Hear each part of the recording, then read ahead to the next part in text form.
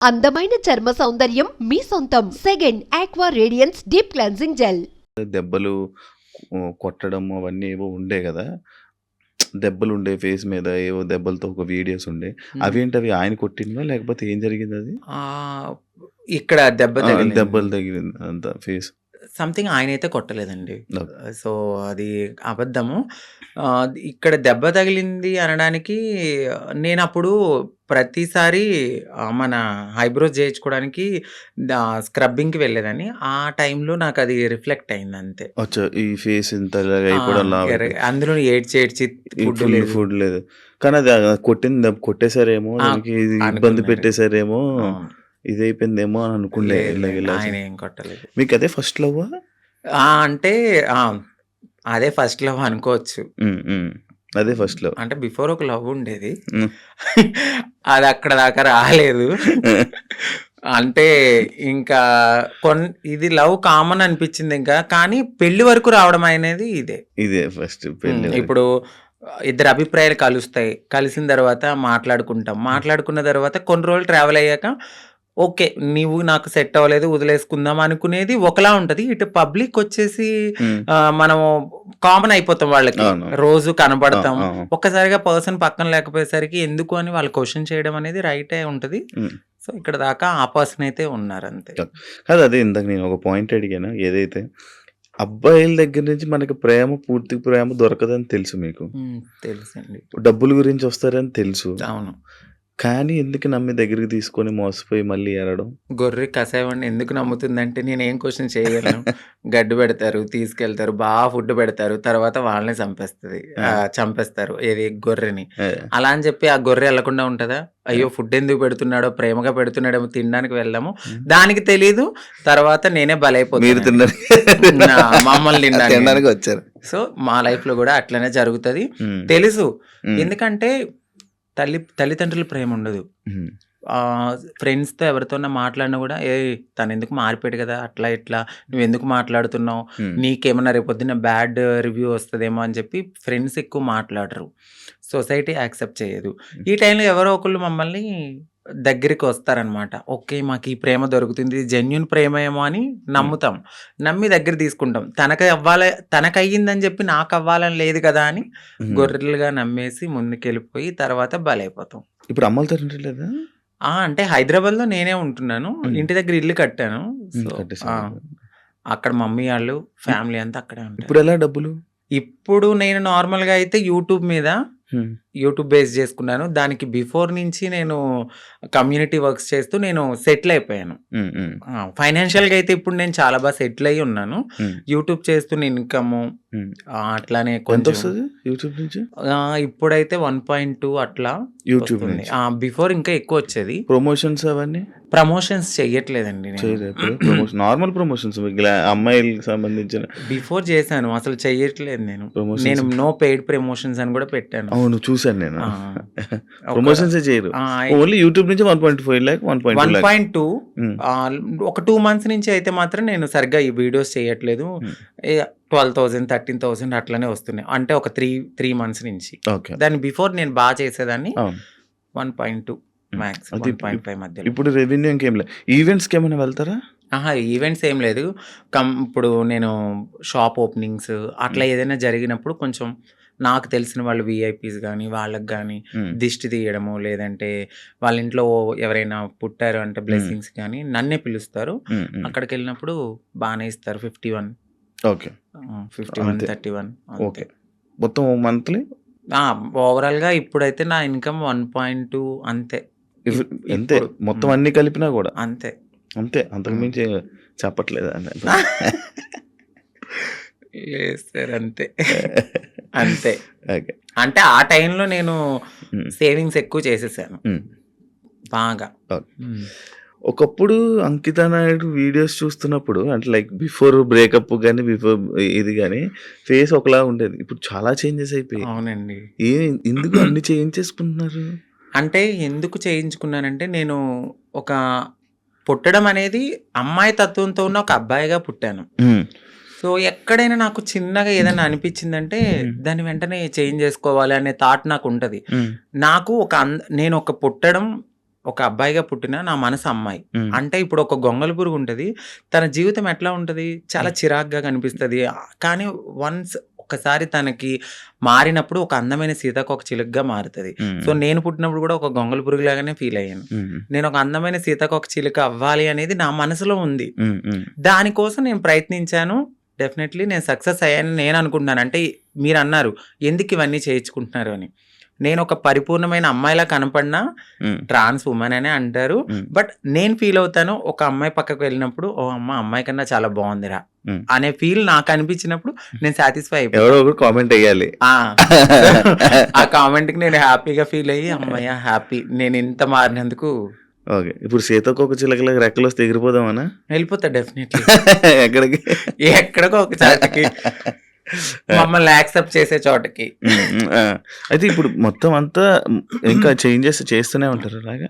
అంటే జా చేయించుకున్నానండి, lips, nose చేయించుకున్నాను, ఫోర్ హెడ్ చేయించుకున్నా, నడుం చేయించుకున్నా, ఇంకా ఫుల్లీ ఫీమేల్ లాగానే అన్ని చేయించేసుకున్నాను. మొత్తం అన్ని చేయించేసుకున్నారు కదా. ఇష్యూస్ రావా ఏమి? అంటే ఏం లేదు. ఇప్పుడున్న టెక్నాలజీ ప్రకారం అయితే ఎటువంటి ఇష్యూస్ అయితే లేవు. అది శృతి మించితే ఇప్పుడు నేను చేయించుకున్న దానికి ఓకే. ఇంకా ఎక్కువ మనము ఎనర్జీ ఎక్కువ తీసుకుని మన బాడీని వీక్ చేసేసుకుని ఫుడ్ అనేది ఎక్కువ బాగా తినకుండా ఇలా ఉంటే చాలా ప్రాబ్లమ్స్ అయితే ఉంటాయి. నార్మల్గా ఎక్కువ ప్రాబ్లమ్స్ ఎక్కువ వస్తుంటే ఏదో ఒక ఇష్యూ అంటే ఒక మంచి డాక్టర్ దగ్గరికి వెళ్ళాలండి. అంటే డబ్బులు పోయినా కూడా ఒక మంచి డాక్టర్ని సజెస్ట్ చేసుకుంటూ ముందుకెళ్తే ఏం ప్రాబ్లమ్స్ రావు. బట్ అది కూడా ఎక్కువ బేర్ చేయరు ఎవరు. చాలా పెయిన్ఫుల్, అది చాలా నరకం. తాగడానికి ఉండదు, తినడానికి ఉండదు, గాలి పీల్చడానికి ఉండదు. ఇక చెప్పలేము ఆ బాధలన్నీ. ప్రియాంక నీ ఫ్రెండేనా? అవునండి. మాట్లాడతారా? మీ ఇద్దరు అనుకునే చేయించుకుంటుంటారా ఏదైనా? లేదండి. ఎందుకండి? తను చేయిస్తుంది, దాని తర్వాత మరి మీరు చేయించుకుంటారు. Same treatments. చెప్పాను కదా, అందంగా ఉండడము అనేది మాకు ఉంటది ఆ మనసులో. ఎక్కడ మేము ఒక అమ్మాయిలాగా ఉండాలి, ఎంత మారినా ఉంటది జనాల్లో మీరు అలాగా మీరు ఇలాగా అని. బట్ అనేవాళ్ళు అంటూనే ఉంటారు. మనం మనలాగానే ఉండాలని నేను అనుకుంటాను. మీ పక్కన ఒక చిన్న చిన్న అబ్బాయిలు వీళ్ళు ఉంటారు, అంటే కొడుకులు, మా కొడుకు మా ఇది అనుకొని చెప్తా ఉంటారు. ఒకప్పుడు ప్రియాంక బిగ్ బాస్ కి వెళ్ళే టైంలో కూడా ఒక కొడుకు అనే ఒకరు తిరిగేవాడు, ఒక ఉండేవాడు. ఇప్పుడు మీరు కూడా, మీకు కూడా ఇందాక అడిగితే ఆ కొడుకు అన్నారు. ఎందుకు కొడుకులు ఉంటారు మీకు? అంటే వాళ్ళు కొడుకు అనడానికి వాళ్ళు కొడుకు కమ్ కోడలు. ఎందుకంటే మీకు అర్థం కాలేదు, కొడుకు నుంచి కోడలుగా మారుతారు. ఎందుకంటే వాళ్ళు, మీకు చెప్పాను కదా, మేము ఒకప్పుడు అబ్బాయిలా ఉన్నప్పుడు సో వాళ్ళని మేము కొడుకులుగానే ఫీల్ అవుతాం. ఇప్పుడు తను గేని ఇప్పుడు మేము అమ్మాయి అని పిలవలేం కదా. తను ఫ్యూచర్ లో మారుతారు. ఫ్యూచర్ లో మారే వాళ్ళు మాతో ఉంటారనమాట. మాతో ట్రావెల్ చేస్తారు, ఇట్లా మంచి చెడులు అన్ని చూసుకుంటూ ఉంటారు. మాకంటూ ఒక వెల్ విషర్ అనొచ్చు. వాళ్ళని మేము కొడుకు కోడలు, మారిన వాళ్ళని కోడలు అంటాము, మారిన వాళ్ళని కొడుకు అంటాం. అచ్చా, అలా మీ దగ్గర కొడుకులు అంతే. ఓకే. కానీ మీకు ఎప్పుడైనా ఫీల్ అవుతావా అంకిత, లైక్ నేను ట్రాన్స్ ఉమెన్ అన్నా? అసలు చాలా ప్రౌడ్గా ఫీల్ అవుతాను. నాకు నచ్చినట్టుగా మారాను. నేను చాలా హ్యాపీగా ఉన్నాను ఇప్పుడు. అంతకు ముందే నేను చాలా బాధపడేదాన్ని. ఎందుకంటే ఖచ్చితంగా ఏదో ఒక పాయింట్ లో మీరు ఇది అని క్వశ్చన్ చేస్తారు. బట్ ఇక్కడ నేను ఎంత క్వశ్చన్ చేసినా లైట్, నా లైఫ్ నేను హ్యాపీగా ఉన్నాను. ఉన్న చిన్న జీవితం అండి. ఈ జీవితం పోతే మళ్ళీ ఎలా పుడతానో తెలియదు, కుక్కనవుతానో నక్కనవుతానో తెలియదు. ఈ లైఫ్ లో అయితే మాత్రం ఇది నేను అనుకుంటాను, ఇది నాకైతే చాలా అద్భుతమైన లైఫ్. అంత ఫైన్. రీసెంట్ టైమ్స్ లో బిగ్ బాస్ జర్నీలోకి మనం వెళ్దాం. ఓకే. బిగ్ బాస్ వెళ్దాం ముందు నుంచి ఇష్టమా, కోరిక? అంటే అది చాలా మంచి ప్లాట్ఫామ్. అంటే తెలుగు రాష్ట్రాలే కాదు, ఒక పాన్ ఇండియా లెవెల్లో చాలా మంచి ప్లాట్ఫామ్ అది. డెఫినెట్లీ అలాంటి ఒక ప్లాట్ఫామ్ కి నేను సెలెక్ట్ అయ్యాను అని తెలుసుకున్నాను, హ్యాపీగా ఫీల్ అయ్యాను. ఎందుకంటే నాకు ఇంట్రెస్ట్ ఉంది, ఫస్ట్ నుంచి ఇంట్రెస్ట్ ఉంది. బిగ్ బాస్కి వెళ్ళాలి, నన్ను నేను ప్రూవ్ చేసుకునే ఒక ఐడెంటిటీ అది. ఎక్కడికైనా వెళ్ళినప్పుడు నాకంటూ ఒక ఐడెంటిటీ ఉండాలి. పాస్ట్ అందరికీ ఉంటదండి. ఈ పాస్ట్ లో అన్ని చేసి వచ్చాను నేను. బెగ్ చేసుకున్నాను, సెక్స్ వర్క్ చేశాను, షాప్ ఓపెనింగ్స్కి వెళ్ళాను. ప్రతిదీ చేసుకుని అన్ని లెవెల్స్ దాటుకుని ఒక మంచి ఆపర్చునిటీ వచ్చింది. ఇలాంటి ఆపర్చునిటీలో నన్ను నేను ప్రూవ్ చేసుకుంటే 100% ఇంకొక 10 మంది డెఫినెట్లీ నేను కూడా ఇలాంటి ఆపర్చునిటీ కోసము వెళ్ళాలి అని మా కమ్యూనిటీలో కూడా ఇంట్రెస్ట్ వస్తుంది. ఇప్పుడు నాకు ఒక రోల్ మోడల్ ప్రియాంక సింగ్ గారు 100% నేను ఫస్ట్ తనే కదండి. అంటే అవును, ముందు ముందు ఇంకొకరు వెళ్ళారు. తమన్నా. బట్ ప్రియాంక సింగ్ గారు ఏంటంటే ఒక ఫిమేల్ లాగా, అంటే చాలా మందికి ఒక డ్రీమ్ గర్ల్ అయిపోయారు. చాలా అందంతో గాని, తన ఆటతో గాని, ప్రేమలో గాని, అంటే అక్కడ కెమిస్ట్రీ అదంతా మాకంటూ ఒక హ్యాపీనెస్ వచ్చింది తన వల్ల. నాకు ఆవిడ చాలా మంచి రోల్ మోడల్, బయట గాని ఇలా ఇండస్ట్రీలో గాని, అందంలో గాని. సో మీరు అన్నారు మీ ఇద్దరు ఒకేసారి చేయించుకుంటారంటే, లేదు, నేను ఆవిడని చూసి నేను చాలా రోల్ మోడల్ గా ఫీల్ అయ్యి అందంగా అవడానికి ఆవిడ ఒక ఇన్స్పిరేషన్ నాకు. సో ఆవిడ బిగ్ బాస్కి వెళ్ళిన తర్వాత మాకు కూడా కొంచెం రెస్పెక్ట్ పెరిగింది. సో దాని తర్వాత చాలా సీజన్స్ తర్వాత నాకు ఆపర్చునిటీ వచ్చింది. మొన్న అగ్ని పరీక్ష కదా. అగ్ని పరీక్షకి ముందే నేను సెట్ అయిపోయాను. ఇక్కడ ఏమైందంటే మా కమ్యూనిటీ వాళ్ళు వెనక్కి లాగేశారు. ఎందుకు అసలు స్టేజ్ ఎక్కలేదు నువ్వు? నేను స్టేజే ఎక్కలేదు, అదే కదా నా బాధ. నన్ను నేను ప్రూవ్ చేసుకునే ఒక టైం వచ్చింది, నన్ను ఇలా అనౌన్స్ చేశారు శ్రీముఖి గారు, సాంగ్ అనేది వేశారు, నేను బ్యాక్గ్రౌండ్ లో వెనకాల ఉన్నాను, సాంగ్ వేశారు, వెంటనే స్టాప్ చేశారు నన్ను. ఆ టీం వాళ్ళు ఒకసారి మేడం మీతో మాట్లాడాలన్నారు, పైకి వెళ్ళారు, పైకి తీసుకెళ్ళి ఒక 3 hours కూర్చోబెట్టారు. తర్వాత హెడ్ వచ్చారు, నన్ను పిలిచారు, లోపలికి వెళ్ళాను. సో మీ కమ్యూనిటీ వాళ్ళు ఇట్లా అని నాకు ఒక, అంటే నేను సెక్స్ వర్క్ చేశానండి, నేను ఒప్పుకుంటున్నాను. నేను ఒక లీడర్ని, నాకంటూ మేము కమ్యూనిటీకి చాలా వర్క్స్ చేస్తాము, సోషల్ యాక్టివిస్ట్ ని, అందరికి తెలుసా ఆ పర్సన్ చాలా. సో ఆ పర్సన్ వెళ్ళి ఆ లోపల సెట్ లో ఒకరు ఉన్నారు, వాళ్ళు కూడా మా కమ్యూనిటీకి సంబంధించిన వాళ్ళే ఉన్నారు. వాళ్ళకి ఆ వీడియో పంపడము, ఆ వీడియో ఆ టీం వాళ్ళు చూడడము, మేడం ఇది మీకు నెగిటివిటీ వస్తుంది, షో కూడా నెగిటివిటీ అవుతుంది అంటే నేనేం మాట్లాడలేదు, ఎందుకంటే ఒక రియాలిటీ షో అది. సో రియాలిటీ షోలో వాళ్ళ పర్సెప్షన్ లో వాళ్ళు కరెక్టే, నా ఒక్కదాని కోసం వాళ్ళైతే ఆగిపోరు కదా. బట్ మా కమ్యూనిటీ వాళ్ళలో కొంతమంది ఎవరైతే లీడర్లు అని చెప్పుకుని తిరుగుతారో వాళ్ళు ఇలా చేయడం నాకు నచ్చలేదు. ఎందుకంటే ఇది ఒక ప్రయత్నం, ఏమో ఎప్పుడో జరిగిందని మీరు ఇప్పుడు తీసి చూపించడం అనేది కరెక్ట్ కాదు. మీరు కమ్యూనిటీని మేము పుష్ చేస్తాం, మా కమ్యూనిటీకి రైట్స్ ఉన్నాయి అన్న వాళ్ళు అదే కమ్యూనిటీ నుంచి ఒక పర్సన్ బిగ్ బాస్ కి వెళ్తున్నప్పుడు మీరు ఎందుకు డైజెస్ట్ చేసుకోలేదు? అదే పర్సన్ కూడా అక్కడ సెలెక్ట్ అయ్యారు అనే టాక్ వచ్చింది, బట్ కాదు. మేబీ ఆవిడ ఎందుకు సెలెక్ట్ అవ్వలేదో మనకు తెలీదు, కానీ నన్ను పాయింట్అవుట్ చేసి నెగిటివిటీ అనేది టీంకి చేయడం నాకు నచ్చలేదు. అది నా దాకా వచ్చింది, స్క్రీన్ షాట్స్ వచ్చాయి, పలానా ఎవరు పెట్టారో కూడా తెలిసి అక్కడ వాళ్ళే నాకు చూపించారు. తర్వాత నేను తీసుకున్నాను వాళ్ళ దగ్గర, నేను అదే స్క్రీన్ షాట్స్ మా పెద్దవాళ్ళకి కూడా చూపించడం అయితే జరిగింది. బట్ టైము సిచ్యువేషన్ అనేది ఒకటి రావాలి, అప్పటి వరకు ఆగుదాం. బిగ్ బాస్ అనేది ఒక మంచి ప్లాట్ఫామ్, బట్ ఏమో అక్కడ దేవుడు నాకు అది తీసేసాడు అంటే ఇంకెక్కడో ఏదో ఒక మంచి ఆపర్చునిటీ ఉంది. సో దీనికోసమని నేను చిల్లరగా ఎక్కువ వాళ్ళతో గొడవలు పెట్టుకుని అంత కాదు, కానీ ఏదైతే నేను నన్ను అడిగారు క్వశ్చన్స్ ఇన్ఫ్లుయెన్సర్ గా, నేను నా ఫాలోవర్స్ అడుగుతారు కదా, మీరు అగ్ని పరీక్ష దాకా వెళ్ళారండి, ఏది కనపడలేదు అని, ఆ కామెంట్స్ కి నేను రిప్లై ఇవ్వడం అనేది జరిగింది. మా కమ్యూనిటీ వాళ్ళ వల్లే నేను వెనక్కి వచ్చేసాను అని. అందరూ కాదు, కొందరు. మీకు ఇది ఇప్పుడు తెలిసిన తర్వాత అంటే లైక్ పంపించాల్సిన అవసరం ఎందుకు వచ్చింది అన్నాడు?